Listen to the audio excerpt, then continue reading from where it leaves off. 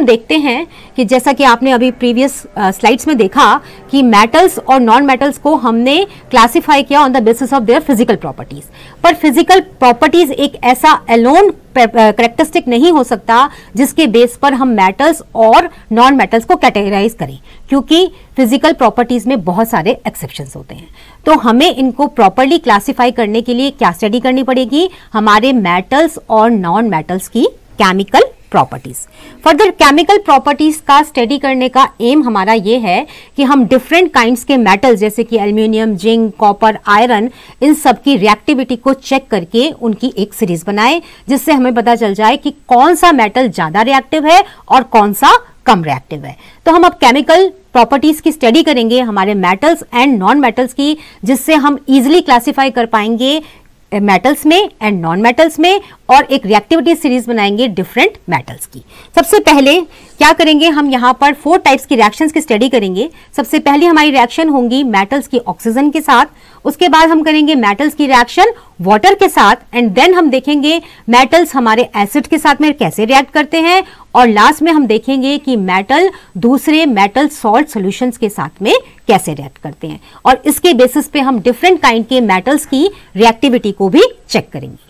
तो स्टूडेंट, हम chemical properties से करने से पहले एक छोटी सी एक्टिविटी करते हैं जिसके थ्रू हम पता लगा सकें कि किस तरह से मेटल्स जो हैं वो नॉन मेटल से डिफरेंट होते हैं। यहां हम क्या करेंगे, एक मेटल दैट इज मैग्नीशियम को लेंगे और दूसरे हैंड में हम लेंगे एक दूसरे non metal that is sulphur. दोनों को हम सेपरेटली बर्न करेंगे और हमारे पास में जो मैग्नीशियम ऑक्साइड की एशेस कलेक्ट होंगी उनको हम वाटर में डिसॉल्व कर लेंगे। फर्दर सल्फर को बर्न करने से जो फ्यूम्स कलेक्ट होंगे उसे हम एक टेस्ट ट्यूब में लेंगे, उसे भी हम वाटर में डिसॉल्व कर लेंगे। तो वाटर में डिसॉल्व करने से हमें दोनों सॉल्यूशंस मिल जाएंगे। मेटल के सॉल्यूशन को अगर हम लिटमस पेपर से चेक करेंगे तो वो रेड लिटमस पेपर को ब्लू कर देगा। तो हम कह सकते हैं कि मेटल्स जो हैं, यानी कि मेटल्स के ऑक्साइड हमने बना लिए यहां पर, वो नेचर में कैसे होंगे, बेसिक। और फर्दर जो हमारे नॉन मेटल के ऑक्साइड्स होंगे वो नेचर में कैसे होंगे, एसिडिक, क्योंकि ये ब्लू लिटमस पेपर को रेड कर देंगे। तो इस तरीके से हम केमिकल प्रॉपर्टीज के थ्रू इजीली पता लगा सकते हैं कि कौन से सब्सटेंसेस मेटल हैं और कौन से नॉन मेटल हैं। और इसी तरह की केमिकल एक्टिविटीज की अब हम स्टडी करने जा रहे हैं।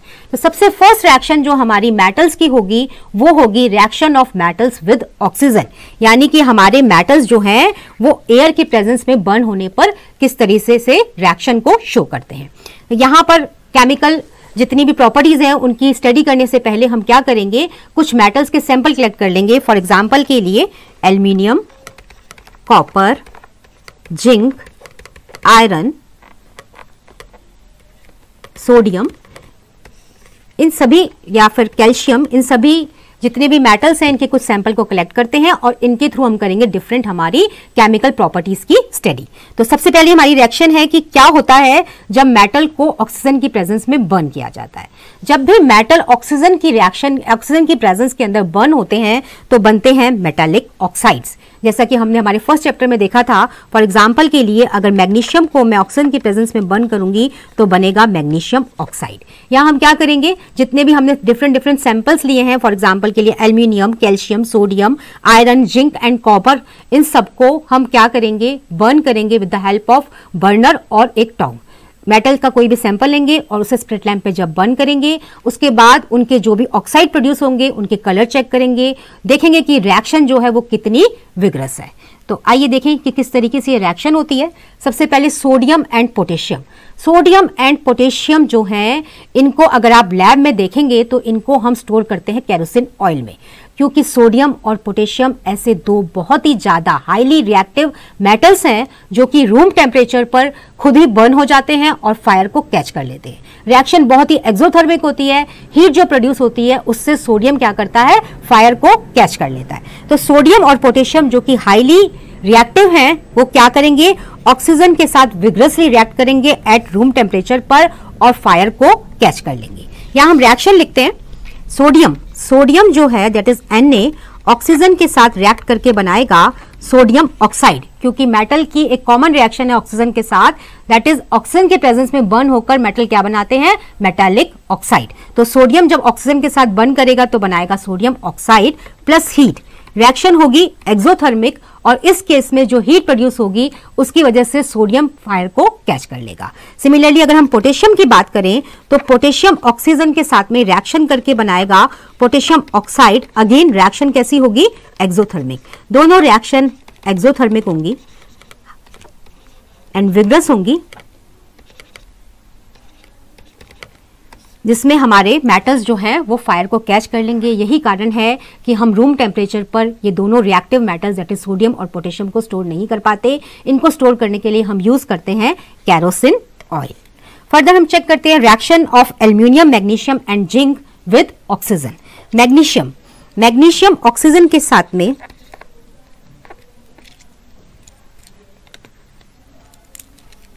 मैग्नीशियम की रिएक्शन अगर ऑक्सीजन के साथ हो तो बनता है मैग्नीशियम ऑक्साइड। मैग्नीशियम को अगर हम हीट करते हैं ऑक्सीजन के प्रेजेंस में तो बनता है मैग्नीशियम ऑक्साइड। सिमिलरली हम जिंक की बात करें तो जिंक ऑक्सीजन के साथ में रिएक्ट करके बनाता है जिंक ऑक्साइड, एंड एल्यूमिनियम की रिएक्शन ऑक्सीजन के साथ में होती है, बनता है Al2O3। ये वो सब्सटेंसेस हैं जिनके ऊपर एक ऑक्साइड की लेयर ऑलरेडी प्रेजेंट होती है, क्योंकि ये सब्सटेंसेस भी रिएक्टिव होते हैं और एयर में प्रेजेंट ऑक्सीजन के साथ में रिएक्ट करके इनके ऊपर एक कोटिंग बन जाती है। एल्यूमिनियम के ऊपर एल्यूमिनियम ऑक्साइड की, मैग्नीशियम के ऊपर मैग्नीशियम ऑक्साइड की, एंड जिंक के ऊपर जिंक ऑक्साइड की।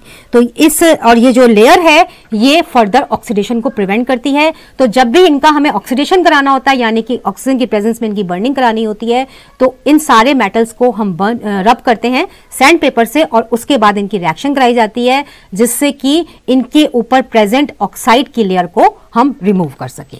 और इसकी इस रिएक्शन की खास बात यह है कि ये जितने भी सब्सटेंसेस हैं जैसे कि एल्यूमिनियम एंड जिंक, इनको हम यूज करते हैं एनोडाइजिंग एंड गैल्वेनाइजेशन के लिए, जिनकी स्टडी हम करेंगे चैप्टर के लास्ट में।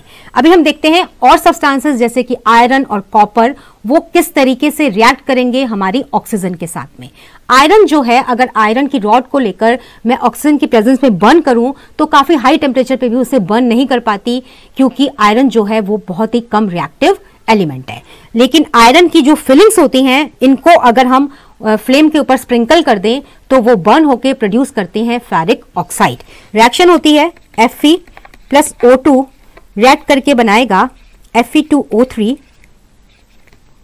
यानी कि आयरन का ऑक्साइड। सिमिलरली अगर मैं कॉपर की बात करूं तो कॉपर जो है वो बर्न नहीं होता इजीली, लेकिन कॉपर के ऊपर कॉपर ऑक्साइड की लेयर बन जाती है ब्लैक कलर की।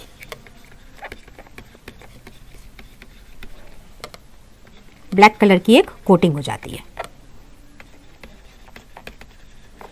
तो ये है रिएक्शंस। और सिल्वर और गोल्ड जो हैं वो हाई टेम्परेचर पे भी ऑक्सीजन के साथ में कोई रिएक्शन शो नहीं करते।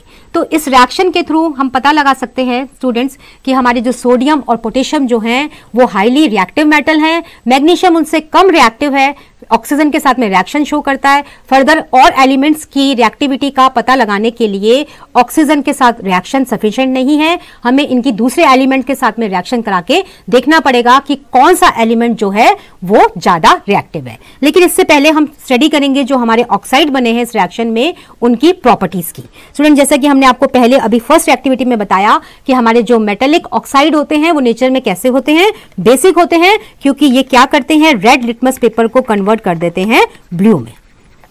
तो नेचर में कैसे होंगे मेटेलिक ऑक्साइड, बेसिक। लेकिन दो ऑक्साइड दैट इज एल्यूमिनियम के ऑक्साइड और जिंक के ऑक्साइड होते हैं एम्फोटेरिक। एम्फोटेरिक का मीनिंग क्या है? एम्फोटेरिक वो प्रॉपर्टी है जिसके अंदर कोई ऑक्साइड बेसिक भी रिएक्ट करता है, बेसिक प्रॉपर्टीज भी शो करता है और एसिडिक प्रॉपर्टीज भी शो करता है। तो they show both acidic as well as basic behaviour.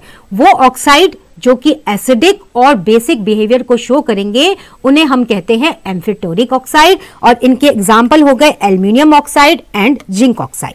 आइए देखते हैं कि किस तरीके से ये बिहेवियर शो किया जाता है। फॉर एग्जाम्पल के लिए अगर मैं aluminium oxide that is Al2O3 को लूंगी और इसकी रिएक्शन एसिड से कराऊंगी तो मुझे मिलेगा salt that is AlCl3 plus water.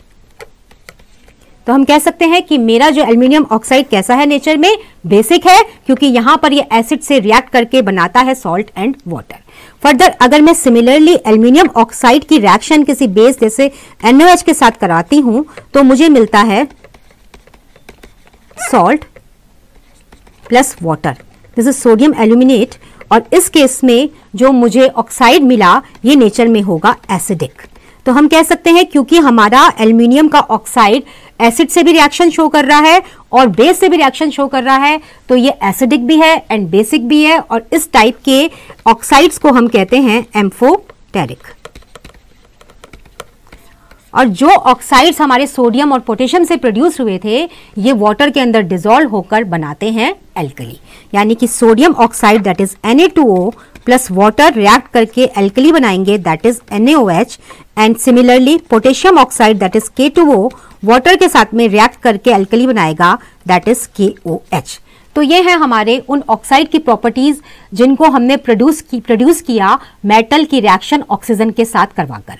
तो हमने यहाँ क्या देखा कि ज्यादातर जो मेटल के ऑक्साइड हैं जैसे कि पोटेशियम ऑक्साइड, सोडियम ऑक्साइड, या फिर हम बात करें कॉपर ऑक्साइड की, आयरन ऑक्साइड की, ये सारे के सारे नेचर में कैसे होते हैं बेसिक, परंतु कुछ ऑक्साइड एम्फीटेरिक होते हैं, यानी कि ये दोनों टाइप के कैरेक्टरिस्टिक एसिड और बेसिक कैरेक्टरिस्टिक को शो करते हैं। एग्जाम्पल में होगा एल्यूमिनियम एंड जिंक, और ज्यादातर मेटालिक ऑक्साइड वाटर में डिसॉल्व नहीं होते, परंतु जो मेटालिक ऑक्साइड वाटर में डिसॉल्व हो जाते हैं वो बनाते हैं एल्कली।